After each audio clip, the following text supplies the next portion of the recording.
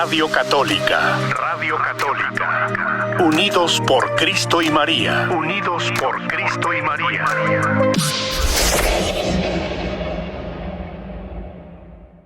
Ya. Sí, tú estás ahí al aire libre, ahí Sí. junto a la antena, no te me vayas a caer, ¿eh? No, padre, es que aquí necesito que me salgan unas alitas para poder volar, padre. Bueno, y la razón por la que estamos viendo la antena, ¿cuál es? Es porque estamos ahorita en una campaña extraordinaria, padre, para poder comprar esta radio. Anda Y tú. pues estamos exhortando al pueblo de Dios que pues se moche ahora sí con el dinerito, porque necesitamos reunir $250,000 en estas 2 semanas para poder dar el enganche para esta radio de Unidos por Cristo y María.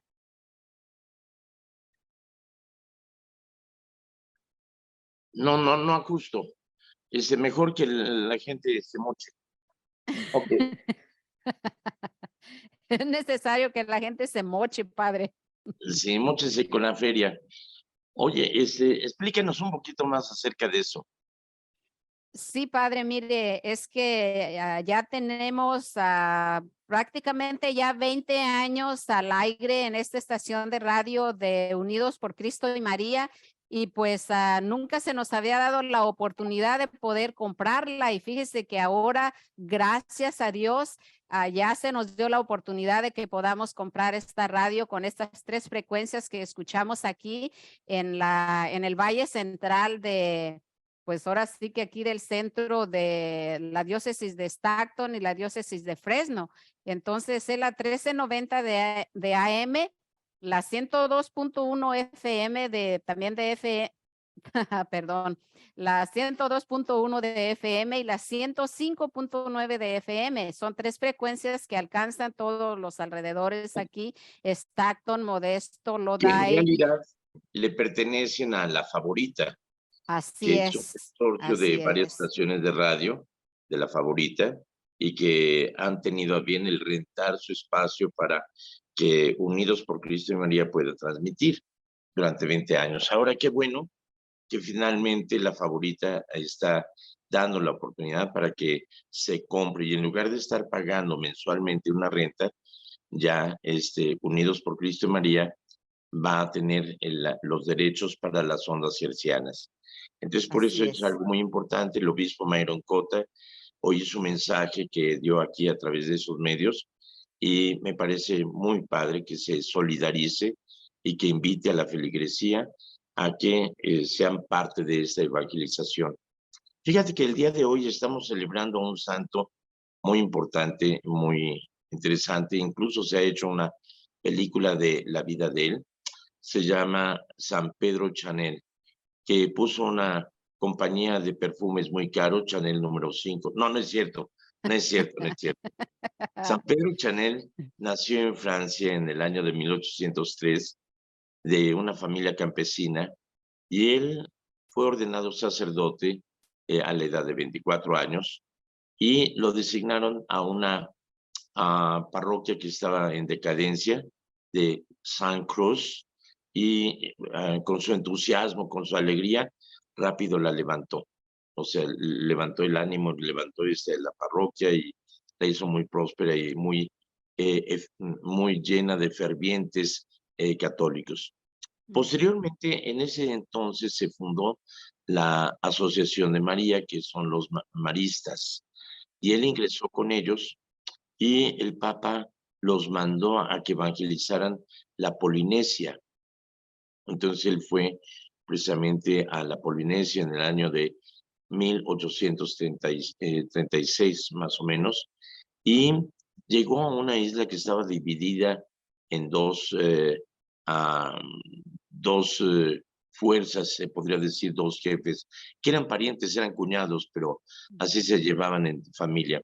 Recientemente se había prohibido el canibalismo, así que se salvó de que se lo comieran asadito y en carnitas, pero se ganó la amistad del rey y él empezó a evangelizar, aunque pues no hablaba el idioma del lugar, pero poco a poco empezó a aprenderlo. Pero mientras aprendía el idioma, empezó a atender a los enfermos y a ayudar a los necesitados, y eso le ganó popularidad y muchos empezaron a convertirse al cristianismo. Entonces el líder religioso dijo, no voy a perder poder sobre el pueblo. Y entonces empezó ese pleito entre los dos poderes. Primero, el opositor quiso matar a su cuñado, pero lo atacaron y le hirieron la pierna. Entonces, aprovechando eso, fue con el padre Pedro, y mientras lo estaba atendiendo, llegaron unos simpatizantes del herido que estaban en contra del padre e invadieron su casa, y a él le dieron un hachazo en la cabeza. Murió en el año 1846, siendo muy joven él, y posteriormente trasladaron su cuerpo a León, a la casa madre de los maristas, y posteriormente fue canonizado en 1974 por el Papa el Papa Pablo VI. Así que hoy estamos celebrando este gran mártir que fue misionero, y la oportunidad, y esto era en referencia precisamente a que nuestros radiovidentes no tienen que ir hasta la Polinesia y exponerse de tantos peligros, pero pueden apoyar para la evangelización, aportando lo que les costaría un viaje a la Polinesia, fácil, unos 3,000, 4,000, 5,000 dólares. Mejor móchense para que esta estación de radio pueda seguir evangelizando. Y afortunadamente ya no había canibalismo ahí, porque sería motivo de escándalo como el que causó Jesucristo. Jesucristo era escandaloso, ¿eh? Sí. Cómo se ponían en contra de él, que porque hablaba de política, que porque le tiraba a los fariseos, porque al rey Herodes le decía esa zorra, y porque cuestionaba las autoridades. No, hombre, si lo trataban re feo a Jesucristo por andar proclamando la verdad y denunciando las injusticias que había allí, y que decían no sean como ellos, que les ponen cargas muy pesadas que ellos no quieren tocar con un dedo. Por favor, cuídense de la levadura de los fariseos, porque ¿a qué se refiere? A las mentiras, y llama al demonio el padre de la mentira, ¿sí? Entonces, la misión por la cual muchos profetas han muerto es precisamente por anunciar la palabra de Dios y por denunciar lo que es injusto, lo que es corrupto, lo que va en contra del reino de Dios. Jesucristo, en el evangelio de hoy, los judíos están discutiendo entre sí, pensando que los está invitando a un acto de canibalismo. ¿Cómo podemos comernos la carne de Está loco. Entonces Jesucristo dice, yo les aseguro que el que no come mi carne y bebe mi sangre no tendrá vida eterna. En cambio, el que come mi carne y bebe mi sangre, yo viviré en él y le daré vida para la eternidad. Lo resucitaré en el último día. Mi carne es verdadera comida, mi sangre es verdadera bebida. Entonces, ¿qué significa comer de Cristo? Podríamos entenderlo más en el contexto judío, que es el comer de un mismo plato, como es la costumbre en los países de Medio Oriente. Te sirven un platón y todo el mundo está tomando del plato. O sea, comen del mismo plato, están participando del mismo sentir. Cuando se bebe de la misma copa significa sellar un mismo pacto, hacerme solidario contigo, aceptar tu destino como mi destino. Entonces, el comer de Cristo significa asimilarse a Cristo, aceptar a Cristo. Por eso el sentido de la comunión. ¿Por qué la comunión? Porque estás en común unión con Cristo y su iglesia. Si no estás de acuerdo con la iglesia y con Cristo, no estás en comunión con Cristo. Por eso alguien que no está de acuerdo con las enseñanzas de la iglesia se excomulga. O sea, no es que lo excomulguen, sino que él mismo se sale de la comunión de la iglesia. Yo te diría algo más fuerte. aquel que no va a misa los domingos se está excomulgando a sí mismo. ¿De qué manera? Se está saliendo de la comunión de la iglesia. Ah, pero es que no es pecado no ir a misa. Ah, ¿quién te dijo que no? Es un pecado mortal. Porque estás faltando al mandamiento divino de santificar las fiestas. Y además estás faltando al mandamiento de la iglesia, que te lleva a asistir a misa cada domingo y día festivo. Entonces, si no participas en la misa dominical, no es que faltes el changarrito de cerquita de tu casa. Te estás ausentando de la iglesia universal, que cada domingo las lecturas que se leen en Mammoth Lake son las mismas lecturas que se leen en Modesto, en Stockton, en Los Ángeles, en Michoacán, en Jalisco, en China, en Francia, en África, en Oceanía y en todas partes. Son las mismas lecturas. Quiere decir que te perdiste la enseñanza de Cristo y de la iglesia de ese domingo, te ausentaste de la iglesia universal, ya no formas parte de este cuerpo místico de Cristo. Por eso es tan importante el conocer y el acercarnos a la iglesia y participar de ese vivir de Cristo. Ser uno en Cristo, ser lo que comemos. ¿Qué quiere decir eso? ¿Que si comes pollo vas a ser bien miedoso? No. ¿Que si comes carne de res te vas a ser güey? Tampoco. ¿Qué significa? Significa que somos lo que comemos. En otras palabras, si comes saludable, vas a estar muy saludable. Si comes comida chatarra, vas a acabar como yo. Entonces, la idea es esto. Si nos alimentamos de la palabra de Dios, como dice Jesús al demonio, no solo de pan vive el hombre, sino de toda palabra que viene de Dios.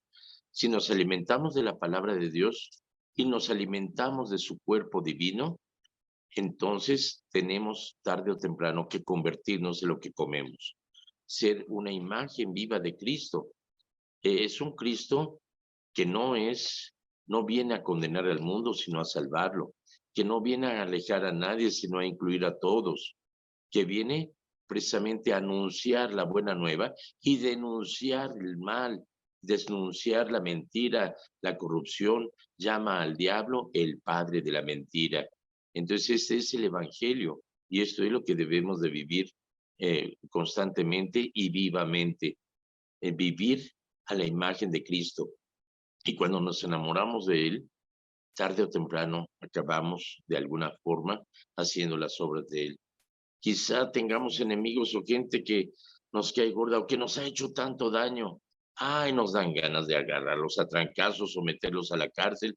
Y sin embargo, el Señor nos lleva a amarlos. ¿Cómo podemos amar al que me ha hecho tanto daño? Pues no te pide que te dejes para que te siga haciendo daño. Si es necesario, marque el 911, mételo a la cárcel con mucho amor para que no siga haciéndote daño ni a ti ni a nadie. Protégete, pero ámale. Es decir, amar no significa dejarse pisotear o dejarse humillar. De hecho, la iglesia a través de la historia ha manifestado y ha denunciado el mal que hay en el mundo. Y la iglesia promueve y busca el bienestar de todos. El Papa Francisco ha hablado muy claramente acerca de los peligros de los sistemas totalitarios. Dice, vean los peligros y los daños que hubo el siglo pasado. Y vamos a hablar de un Hitler, vamos a hablar del comunismo, vamos a hablar de todo aquello que ha impuesto su régimen y ha humillado a los propios y a extraños. Entonces dice, son un peligro constante. El Papa mismo advierte acerca de esos peligros. Dice, entran por la democracia y acaban siendo totalitarios. Y un sistema totalitario piensa por el pueblo, pero no deja pensar al pueblo. O sea, ataca sus libertades. Lo hemos vivido y lo hemos experimentado constantemente con malos gobiernos corruptos y que dañan al pueblo. Y el evangelio nos lleva precisamente a buscar la mejora para el pueblo. Cuando fue el Papa Juan Pablo II por primera vez a México fue para inaugurar la tercera conferencia episcopal latinoamericana en Puebla. De ahí surgió el documento de Puebla y se decía que si existe la pobreza, la miseria y la persecución en América Latina es porque no hemos vivido comprometidamente el Evangelio. ¿De qué manera? El Evangelio no es compatible con la pobreza, la humillación, el hambre y la miseria. Si existen pobres es porque no nos hemos comprometido a vivir con responsabilidad el Santo Evangelio. Eso es lo que implica el comulgar con Cristo. No hacernos de la vista gorda ante las injusticias. No hacernos los ignorantes a lo que está en torno nuestro. Nos invita a una acción política comprometida, nos invita a poner remedio a las situaciones. Y esto lo ha dicho tanto el Papa Benedicto XVI, diciendo que la política es la expresión sublime de amor de alguien por su patria. El Papa Francisco nos ha invitado a que tengamos una acción política comprometida por el bienestar de la nación y del mundo. Así que todo eso nos lleva a comprometernos en el Evangelio. Y eso empieza desde la formación en el hogar. Eso empieza desde la educación de tus hijos para que se comprometan fielmente y que sean honestos, que no admitan la corrupción, ni el mal, ni el pecado, sino que vivan con la alegría de los hijos de Dios, luchando por el reino de Dios. Y el reino de Dios es como decían los hippies de mis tiempos, amor y paz, pero les faltó justicia. Amor, paz y justicia son los signos del reino de Dios. Debemos establecer este reino de Dios de amor, de paz y de justicia. Y si quieres paz, lucha por la justicia con amor. ¿Ok? He dicho, voten por mí para presidente. No, eso sí ya es hacer política. Ok. Muy Claro bien. que sí, padre. Mi querida María, ¿no vino tu media naranja o está trepado Sí, ahí en la antena?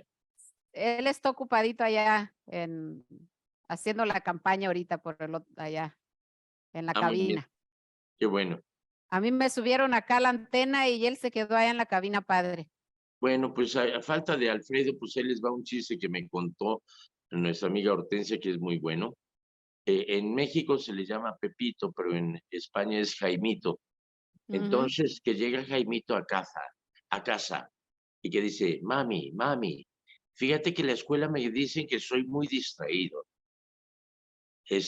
Mira, en primer lugar, ni esa es tu casa, ni yo soy tu madre. Eso Un estuvo poquito bueno, de padre. distracción, ¿no? Bueno, ok. Mi querida María, ¿tenemos alguna pregunta, chisme, comentario, aclaración, duda, inquietud, queja o qué sé yo? Aviéntate. Sí, padre. Hay una pregunta aquí de una persona, o no sé si sea pregunta o qué, pero Rosa Naranjo pregunta en esta mañana, dice, ¿por qué usted, o sea, le está preguntando directamente a usted, ¿por qué usted habla tan mal del gobierno mexicano? O sea, refiriéndose a MLO. Mi querida Rosa, yo no hablo mal del gobierno de México. El gobierno de México habla mal de sí mismo. Yo soy mexicano y me enorgullezco de ser mexicano y porque amo a México. Por eso quiero evidenciar lo que está mal e invitar a las conciencias a que pongamos remedio a esta situación. 30 millones de mexicanos votaron como una protesta en contra del PRI, de toda la corrupción que había con Peña Nieto, y dijeron, bueno, cuando menos tenemos una esperanza con Andrés Manuel López Obrador, de acuerdo a sus entrevistas, de acuerdo a todo lo que él ha dicho, pues entonces se votó en favor de Andrés Manuel López Obrador. Pero Andrés Manuel López Obrador se convirtió en la peor versión de aquello que él prometió destruir. Y lo que ha hecho el gobierno de México en este tiempo ha sido destruir todo lo que funcionaba y para todo, se ha empeñado por destruir todo lo que funcionaba, enseñando por el Seguro Popular, que era una forma de que los mexicanos tuvieran acceso a medicina adecuada y atención médica. Se destruyó eso, se fundó un instituto que recientemente, ahora en estos días, Morena mismo desmanteló porque se dio cuenta que no servía para nada. Y ese dinero pues va a ser dirigido para las obras insignias de López Obrador que no se requieren. Durante ese sexenio se ha destruido la confianza de la inversión extranjera en México. ¿Por qué? Porque ya estaba la obra negra y ya propiamente estaba avanzado el aeropuerto de Texcoco, que era muy favorable a México. Texcoco queda a unos minutos del centro de la Ciudad de México y cerquita del aeropuerto internacional Benito Juárez, que es de la Ciudad de México, y era muy funcional, incluso ganó un premio internacional la maqueta y el diseño como uno de los aeropuertos más funcionales del mundo. Pues entonces se le ocurrió eso y por sus pistolas quiso hacer un aeropuerto que te toma 2 horas, que nadie te quiere llevar porque está muy lejos. Te toma 2 horas más llegar a ese aeropuerto donde no hay absolutamente nada, ni hoteles, ni nada alrededor. No hay transportación ni hay taxis. Que es completamente, puede ser muy bonito, pero está vacío y es inoperable propiamente. Hizo una refinería que era de 8,000 millones de dólares, ya lleva 18,000 millones de dólares y no ha refinado un solo litro. Y que realmente no es necesario una refinería cuando se está buscando la energía limpia. Hace un Tren Maya que nadie solicitó. O sea, él por su capricho y por su propio interés se han manifestado signos de mucha corrupción. Primero, se peleó con los distribuidores de medicinas que porque había corrupción no manifestó que a nadie metió a la cárcel por corrupción y sin embargo volvió a comprarles medicinas a ellos, pero en desabasto. Cuando salió Peña Nieto había 1 millón de recetas no surtidas. Hoy hay 48 millones de recetas no surtidas. Se ha cancelado el hecho de dejar morir a los niños de cáncer porque no se les provee de medicinas y decir que los papás eran un complot y que eran unos terroristas que estaban atentando contra su gobierno. Hay para más, ¿eh? Pero el hecho es de que es el gobierno de las mentiras, dice 130 mentiras en promedio por mañanera. O sea, estamos hablando de algo que se pone en evidencia a sí mismo, que protege el narcotráfico, que protege a los chapitos, que juega con el pueblo, que engaña, que hay 6 millones más de pobres que cuando él empezó, etcétera. O sea, yo no soy el que habla mal del gobierno. El gobierno habla mal de sí mismo. Y lo que pongo en evidencia es hacer conciencia. Y nos duele mucho. Mi hermana Estrellita es la primera en que le cae muy bien Andrés Manuel López Obrador. A mí también me cae muy bien. Es muy simpático, es carismático, pero los resultados son terribles. Entonces hay que tomar conciencia en eso. Hay que ver lo que está pasando en México y con todo el corazón en la mano hay que aceptar la realidad y hay que tomar una acción. Y no estoy hablando de hacer un golpe de Estado, una revolución, sino de ejercer el poder del voto, pero un voto consciente que se vote en favor de una democracia, que se vote en favor de un partido o de un candidato que garantice de alguna forma que México va a ser más próspero. Y lo mismo digo de México, como también lo diría de Estados Unidos, que también soy ciudadano estadounidense y que no me gusta la perspectiva de lo que viene. Joe Biden, a la edad de 62 años, de 82 años, se va a lanzar nuevamente a la presidencia. Y Donald Trump, alguien que es acusado de violación, de abuso de menores, que hubo una acusación así, de fraude, de chantajear a una prostituta, de invitar al pueblo a levantarse, de mentir, de decir que hubo un fraude presidencial, etcétera, y de generar la violencia. Pero es que él está a favor de la vida, está en contra del aborto. No es solamente eso, es todo lo que ocasiona. Además de eso, el aborto, aunque se apruebe, no es obligatorio y nuestra misión es educar responsablemente a los hijos para que tengan una sexualidad responsable y que defiendan la vida. Eso es misión de nosotros, católicos, desde nuestros hogares. Entonces tendré que hablar de todo lo que se opone al reino de Dios, porque mi misión como profeta y la misión de todos como sacerdotes, profetas y reyes, la misión profética es anunciar la buena nueva y denunciar lo que está mal, corrupto y sucio. ¿Ok? Entonces, mi querida Rosa, esa es la razón por la que tengo que abrirle los ojos a nuestros radio oyentes. Es decir, el evangelio no es, ay, qué bonito será llegar al cielo, ay, pobrecito Jesucristo, cómo sufrió, ay, me golpeo y ayuno y demás. No, no, no es eso. Es pon los pies sobre la tierra. Pon los pies sobre la tierra y ve a tus hermanos que están sufriendo, que padecen hambre, que padecen injusticia. Y tienes que hacer un cambio.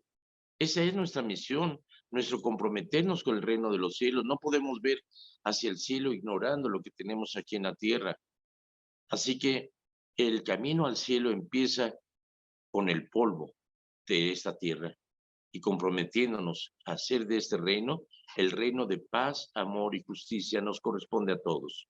Ok, mi querida Rosa, y gracias por tu preferencia, gracias por aguantarme, gracias por seguir viendo este programa. Ojalá que realmente no me condenes, sino más bien que conozcas, que te enteres y que te informes. Gracias, mi querida Rosa. Bien, Así ¿alguna es. otra pregunta? Voten por mí para presidente. No es Claro que cierto. sí, padre.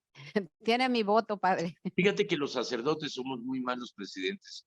Lo mismo pasó en Paraguay con el obispo que fue presidente, lo mismo pasó en Haití con el sacerdote que fue presidente. Somos muy malos presidentes, así que no voten por nosotros para presidentes, pero sí escuchen la palabra de Dios y comprométanse a vivir de acuerdo a ella. ¿Ok? Así es. Dice una pregunta que está aquí, dice, ¿por qué dicen los hermanos no católicos que Jesús puso fin a la ordenación sacerdotal? Por ignorantes ellos, porque no han entendido ni han comprendido, porque más bien Cristo es el que ordena sacerdotes a los apóstoles en la última cena, y después de su resurrección sopla sobre ellos, les da el Espíritu Santo y dice, les doy el poder para perdonar pecados. Los pecados que perdonan la tierra, perdonados serán en el cielo, los que no quedan sin perdonar, porque les da el poder para bautizar en el nombre del Padre, del Hijo y del Espíritu Santo, y que vayan por el mundo y prediquen la buena nueva.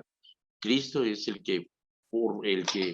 Cristo es el único sacerdote, el sacerdote eterno, pero él confiere su sacerdocio y su poder a sus apóstoles, que ellos transfieren y transmiten a los sucesores, los obispos, y los obispos transfieren ese poder a los más ancianos de la comunidad, los presbíteros, les dan ese poder sacerdotal de Cristo, hasta este indigno servidor que le llama, que les habla, que hace casi 42 años el obispo me impuso las manos sobre mi cabeza, sus manos sobre mi cabeza y me transfirió ese poder de Cristo y ungió mis manos con el santo crisma. Ese es el sacerdocio que existe. Los protestantes, desgraciadamente, cortaron con esa línea sacerdotal, ya que un presbítero no puede ordenar nuevos sacerdotes y el que se dispersó o que se salió de la fe católica fue Martín Lutero, que era sacerdote, no era obispo. Entonces, por lo tanto, no continúa ese orden sacerdotal. En las sectas que han surgido espontáneamente, Testigos de Jehová y otros, la Luz del Mundo y demás, no hay un sacerdocio real porque no hay esa continuidad, ni hay una presencia real de Cristo eucarístico, ni nada por el estilo. Entonces, por eso hablan por ignorantes. ¿Ok? Gracias, padre. Hay otra pregunta, dice, ¿cómo se convierten los sacerdotes en obispos?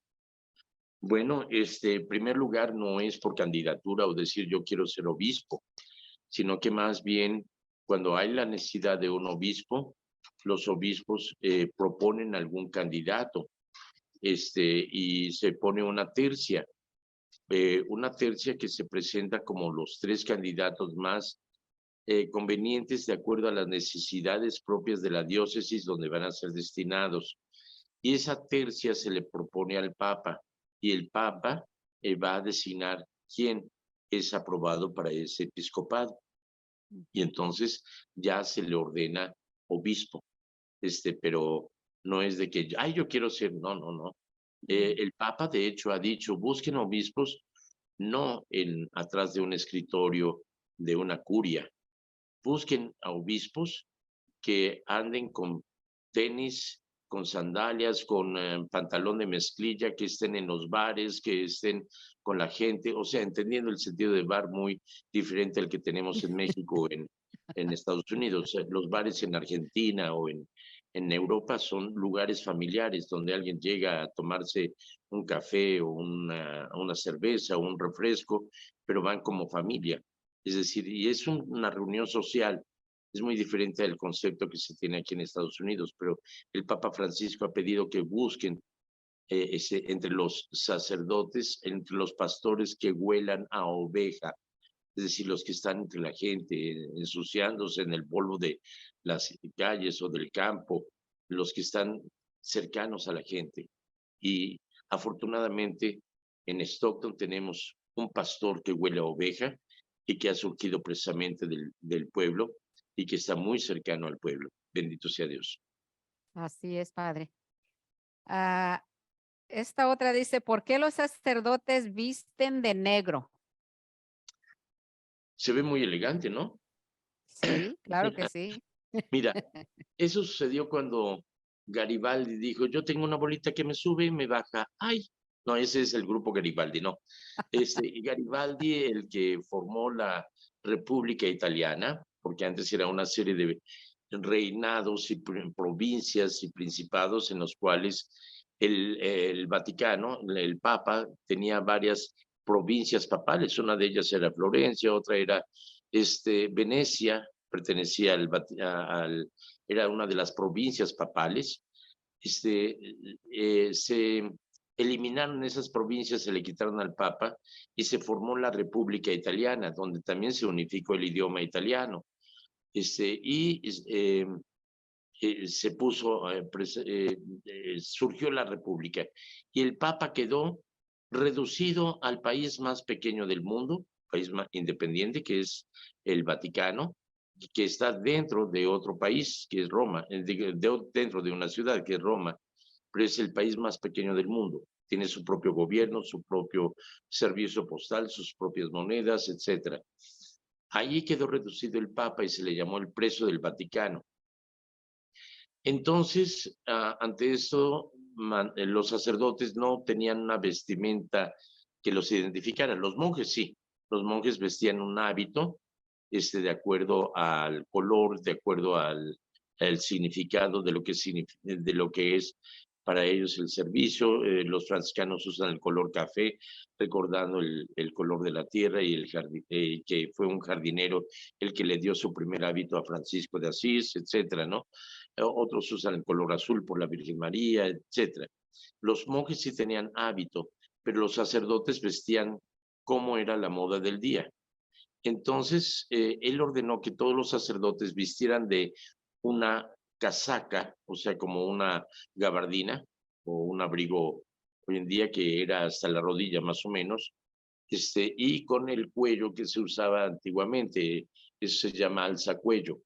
Entonces, incluso me comentaban mis hermanos que los primeros alzacuellos que usaron ellos eran del colegio militar, porque el colegio militar, los cadetes usan alzacuello en su traje militar. Entonces, eso es el alzacuello o la moda que se usaba en aquel entonces. Y se usó esa casaca larga que los italianos en plan de burla dijeron, mira, traen aguas, sotana, el sotana es en agua. Entonces por eso se quedó el nombre de sotana.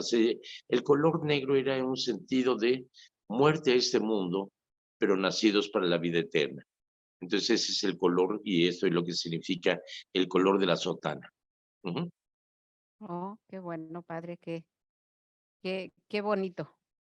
Ay, gracias, eso que no me peiné hoy. Pero luce muy bien así, padre. Bueno, Dice Jack Hasco, gracias por su hermoso mensaje. Dios le siga colmando de su sabiduría. pues pídele a Dios de que si no me hace sabio, cuando menos no tan tarugo. Sí. Y Jack, otra vez, Jack Hasso dice, padre, ¿cuándo se podrá ir a visitarlo a su hermosa parroquia? Háblame por teléfono, me va a dar muchísimo gusto verte por aquí. Te digo que me llames por teléfono, porque a lo mejor la sorpresa te la llevas, vienes si no me encuentras. ¿Por qué? Porque tenemos algunas misiones o demás, entonces para ponerme de acuerdo contigo. El teléfono al cual ustedes me pueden llamar es el teléfono de la parroquia. ¿Listo para apuntarlo, mi querido amigo? Es 760-934-6276. ¿Ok? Ahí me tienen a sus órdenes. Y me va a dar mucho gusto, cualquiera de ustedes que guste venir por acá, me va a dar mucho gusto verlos. ¿Ok? También dice Vero Franco, qué bonito mensaje. Muchas gracias, mi querido amigo. Pero fíjense Así, que es muy importante. Yo tomo en cuenta no solamente las felicitaciones, que bueno, eso me hinchan de ego y me alaban, pero no, yo acepto y doy la bienvenida a las críticas. Siempre una crítica puede ser positiva o negativa, pero si alguien me dice que no está de acuerdo con algo, o que no le gustó algo, o que me equivoqué en algo, yo acepto la crítica porque es precisamente esto como un espejo. Yo no me doy cuenta hasta que no me veo en el espejo si estoy mal de algo, si cualquier cosa, ¿no? Que traigo una hinchazón o demás. Entonces un espejo me ayuda a reconocerme y una crítica también, yo la acepto y se los agradezco cuando alguien está incómodo con algo o cuando alguien me quiere decir algo, yo se los acepto también con mucho gusto. Así que les doy las gracias a todos ustedes. Muy bien, porque es con las críticas como podemos crecer mejor. así es. Pues, muchas gracias, padre. Ahorita ya parece que no tengo más comentarios por aquí o preguntas. Bueno, pues fíjate Algo. que todos los padres les vamos a dar vacaciones durante una semana. Así que a partir del lunes vamos a estar en un retiro espiritual en la casa de los jesuitas de los Altos. Es una reunión, es una semana de ejercicios espirituales que se invita a algún moderador que nos da esos ejercicios y nos sirve mucho. Además de ser una muy buena oportunidad para convivir entre los hermanos sacerdotes, con el obispo también, que es muy solidario con nosotros, está presente. Me acuerdo el año pasado que es muy cercano y nos dice, soy su hermano sacerdote, pero soy el obispo, o sea, no se pasen, canijos. Pero es muy padre. Así que durante esta semana todos los sacerdotes de la diócesis de Stockton vamos a estar en retiro espiritual, así que durante esta semana no se enfermen, por favor, no se vayan a morir en esta semana, no cometan pecados hasta que regresemos, ¿ok? Pórtense bien, no queremos oír quejas de ustedes, ¿ok? Así que durante toda la semana, pues tampoco vamos a estar en el radio, los sacerdotes, seguramente, ¿ok? Bueno, pues muchas gracias, padre. Que tengan una muy hermosa semana de su convivencia que van a tener allá, su retiro, y pues que Dios los bendiga y Que gracias recen por por toda nosotros su para que ayuda. nos aproveche el retiro, para que podamos crecer en sabiduría, en amor, en entrega, para que estemos abiertos a lo que el Señor nos invita, y para que podamos servir con todo amor, ¿ok? Así Claro que que les sí, padre, agradezco los mucho tendremos en oración. y que Dios Todopoderoso les acompañe, les colme de gracia y bendición. En nombre del Padre, del Hijo y del Espíritu Santo. Amén. Hasta la Amén. vista. Radio Católica. Radio Católica. Unidos por Cristo y María. Unidos por Cristo y María.